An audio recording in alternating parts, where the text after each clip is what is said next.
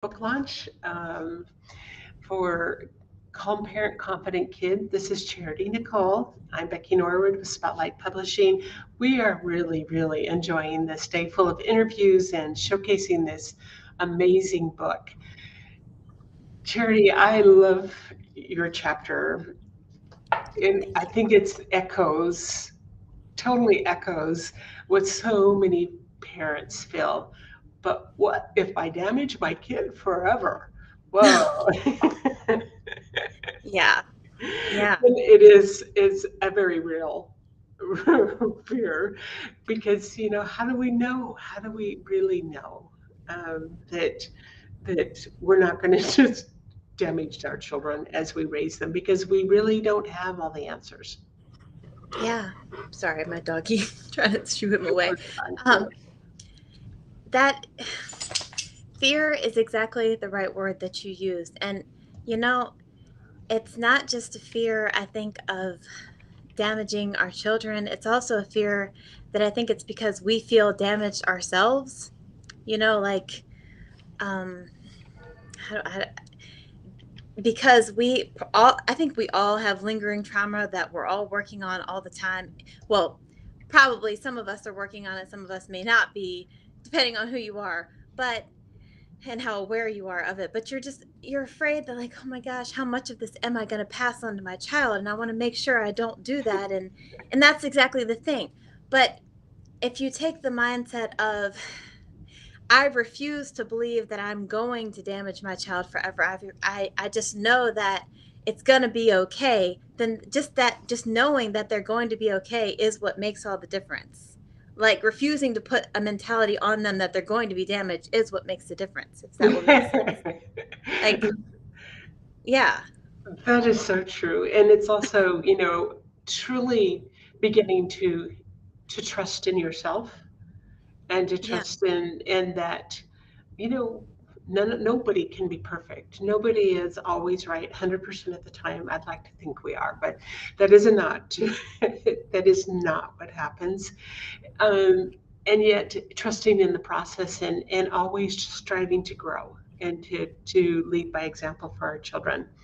And your chapter, just the title of it, I had to smile when I saw it because I think thank you. how many of us parents have we don't it doesn't being a parent doesn't come with a manual. We don't have something, oh, this is A, do this, B, do that, and gone are the days of the Dr. Spock. We got to do everything this way or that way. We live in a very dynamic world, and a lot of challenges to raising children in the right way, but it starts with us. Yeah. And thank you, by the way, for all the praise that you're giving me. I'm like, it feels surreal to even be here right now. Like, just the fact that you read my chapter and you read what I had to say and you liked it feels like, wow, like that's pretty cool. So thank you. Yeah. And you know what? It's kind of like we don't have a manual for parenting, but at the same time, in a way, we have too much information on parenting coming at us all the time. Like, there's no one manual, but there's a zillion trillion manuals. Like, Too much everybody has an noise. opinion Yeah. about everything. And so that's why it is so important to, like you said, trust yourself and to have faith that it's going to be okay. Have faith that you're going to figure it out, and to develop the ability to think critically about the decisions that you're making. You know what I'm saying? And I not just do. believe whatever you're hearing, because then if you just believe whatever you see, that's not good either. That's a very good point because there is too much noise out there. And we can grow up with a complex just as a parent, just because there is too much noise and not ever stop to truly trust that we will do it right, we'll get it right. Especially, I think all of us as parents, yes, we all have stressors, we all have a lot of things that come our way, but but look at what you're doing. Look what you've brought to the world. A beautiful kid, or children. I know in this, I took it to be one child. I don't know. Do you have more children than that? Yeah, he's just one. He's 5 now. He's almost 6. He'll be 6 in July. And he's a reflection of what you're doing to raise him up in the way he should be. Yeah, Yeah, he's beautiful. yeah. They teach us a lot, don't they? Yes. Yeah. And it's I have how do I put this? I've kind of embraced that I'm sort of re-going through my own childhood in a way with him because I homeschool him, right? And I've noticed that he really, really wants and needs the hands-on attention. Like we use these videos when I'm doing it, right? So I thought that I would just be able to be like, okay, watch the video, this 20-minute video, and then I'll come back and I'll do your seat work with you, whatever. Oh no. But it's not. So I'm going through kindergarten all over again. Okay. But instead of being like, oh my God, a lot of parents would be like, I don't have time for this. I don't think I can do this. I'm just going to send it. I don't want to do this.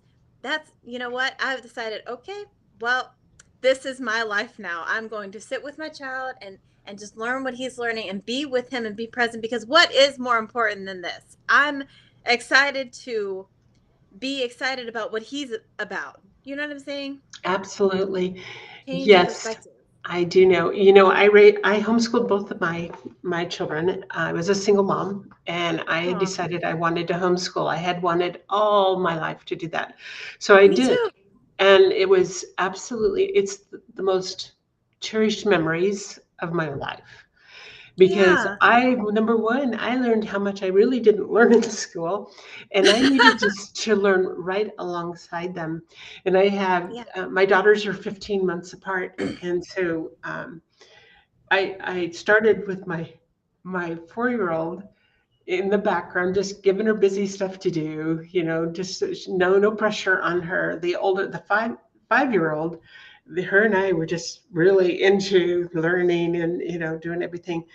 And I never once thought about that the younger one was picking it up like a little magnet because there was no pressure on her whatsoever. But my two Yeah. daughters learned so differently from each other. One was very kinesthetic, we had to build everything, we had to create everything before she really got it. The other one could pick Hmm. up a book, and the younger one could pick up a book and read it, and she had it. That's what She, mine's doing. yeah, and Yeah. and so learning to adapt to both of their learning styles was fascinating for me. But I had to study along. We went clear through high school, and it was just fascinating to watch. They were so night and day different in their learning styles and what they learned, but we were able to take learning to a different level in the sense of being able to if we study in history, they learn to cook for that era, that time period. Oh, They that's so they learned to cool. sew for that time period, and they learned about the culture, and they had to really kind of reenact it. But even today, they come back and say, "Wow, that was pretty amazing. We got to do Yeah. a lot of fun things." So it's a real treasure to I'm not. Public school is perfectly fine for many, and it's important. And there's many in this book that are also teachers, and each one of us have to be okay with finding our groove and finding what Yeah. works for us, and no side by side comparison, because we each have that role to bring our children up in the way that we feel is best for them. Yeah. And I just really, what's most important to me is that he's like me, and I knew that I wanted to homeschool like you when I was growing up. Like I just knew this was the trajectory I was going to go on. But even more so now, just the child that he needs a reason for everything. Just like I needed a reason for everything growing up. He doesn't just believe like, well, why? And if whatever you say doesn't make sense to him, he's gonna, And so if I wasn't learning what he's learning with him, then um it's almost like I need to be on the same page with him as he's growing up to make sure that he always trusts me and like I'm always able to guide him, if that makes sense. And not just that he's blindly trusting me, but at the same time we're always on this trajectory together as parent and child, if that makes sense. Like I'm not You're just this experiencing it authoritarian together. figure. Right, right. You're getting down to his on his at his level and learning right alongside of him. And you're going to find that you're going to have so many fun opportunities for not just sitting down with books, but getting out and exploring the world. And um, when I was homeschooling, we had homeschool support groups, and we had all age groups that were learning together. There was a lot of fun field trips we did. There was a lot of things that we're able to incorporate into it. So there's quite a bit of diversity in the way they get to learn too. But you Yeah. get to learn right alongside them. Yeah. I'm excited. I'm gonna be planning out some field trips this year. Yeah, It's exciting. really cool. So what made you decide to write this chapter for calm parents, confident kids? Here. Oh my gosh. It's been a long time. It was a couple years ago now that we wrote this. Um, I don't really know. I think at the time it's just something that I was struggling with was the yelling. And so I decided that because it was something that I was struggling with, that I decided to write about it and how I was overcoming it in order to help other people. That's kind of what I've discovered is how I roll in my business and in my life. And when I'm giving guidance all the time, which is what I pretty much do in my writing, my social media channels, I'm not just being like, hey, go do this because I think I know everything. It's like, yo, I've either already overcome this or these are my current discoveries on how I'm overcoming it. So go implement this because I think it's helpful. So at the time, it was what I had learned was the way. And I just thought, I really want people to know this, if that makes sense. Yes, it does make sense. And actually, if you're struggling with something, to just dive in there and learn it as you go and teach. You really have to step up to the plate and apply it. Yeah. I mean, I think I don't mean to sound harsh, but I think it's kind of hypocritical when people are walking around not practicing what they preach. And I didn't want to be that kind of person. Not that I'm perfect, and nobody can be 100% all the time. That's exactly the point of brain training is that we're not perfect, but we do have a standard that we're shooting for here in our brain training. Um, like we're doing this. This is our practice. You know what I'm saying? We're not just Mhm. walking through life not being mindful. We are being mindful of our behavior. That's the point. Very Self cool. awareness. How did you get started in Train Your Brain? Oh boy. Okay. That's a hard thing to remember. Exactly. So, okay, Marion said, so we practice. Exactly. It's practicing. Um, I remember, okay, so I used to be an Instagram coach like back in 2015. I don't do this anymore, but I used to teach people how to sell their stuff on Instagram.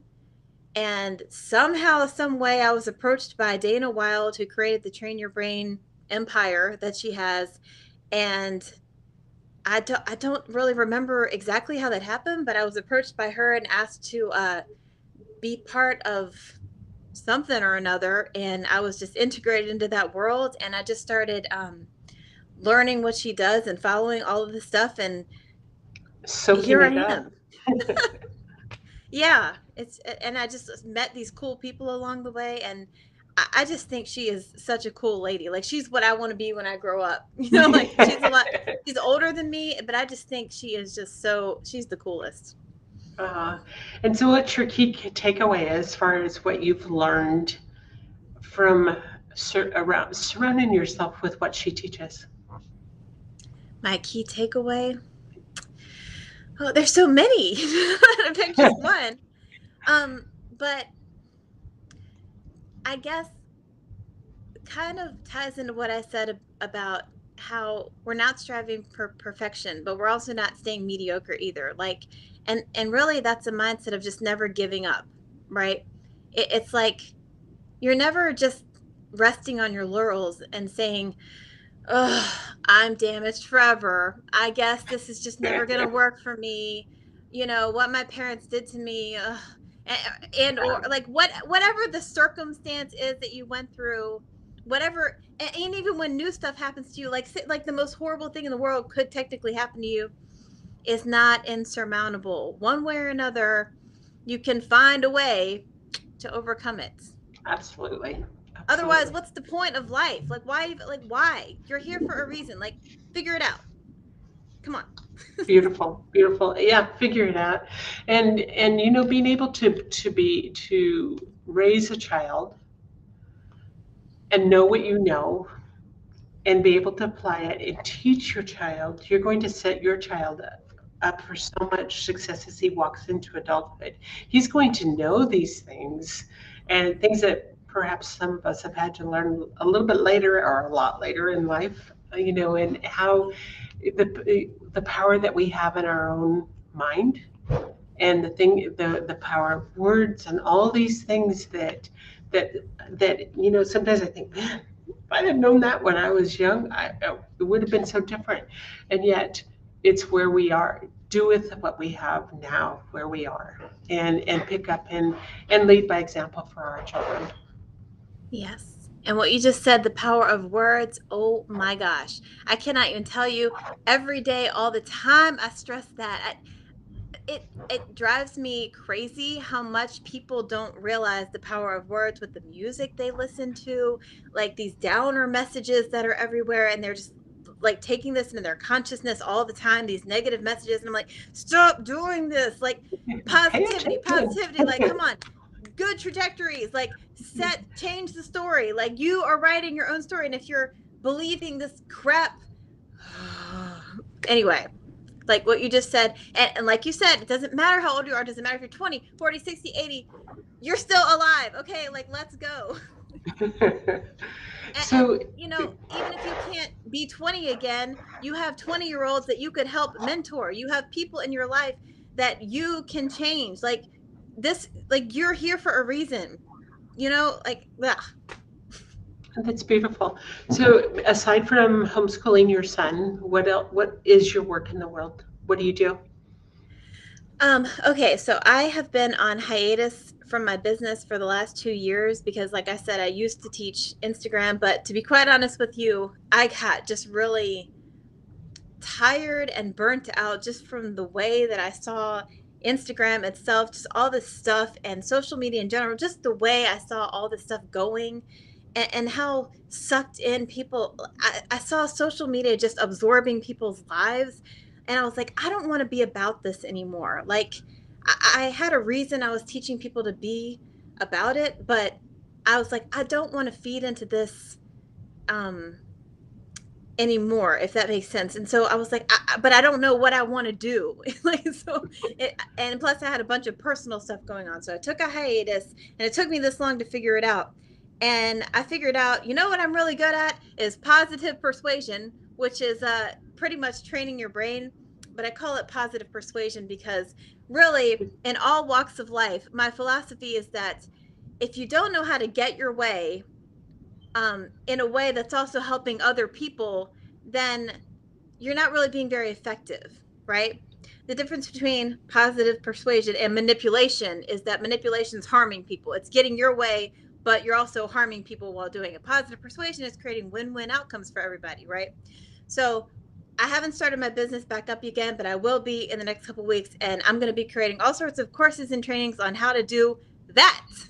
That's Does that make sense? awesome. That's beautiful. So very needed, and that's how we can become leaders. I think we are all here on this earth right now to be the leaders and to really be the force for change and leading by example and teaching out there, really making a difference and showing there's a different way to do this.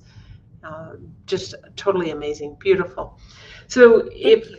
if if someone listening to this broadcast today has decided, I'm going to go get a copy of that book, what do you hope they walk away with?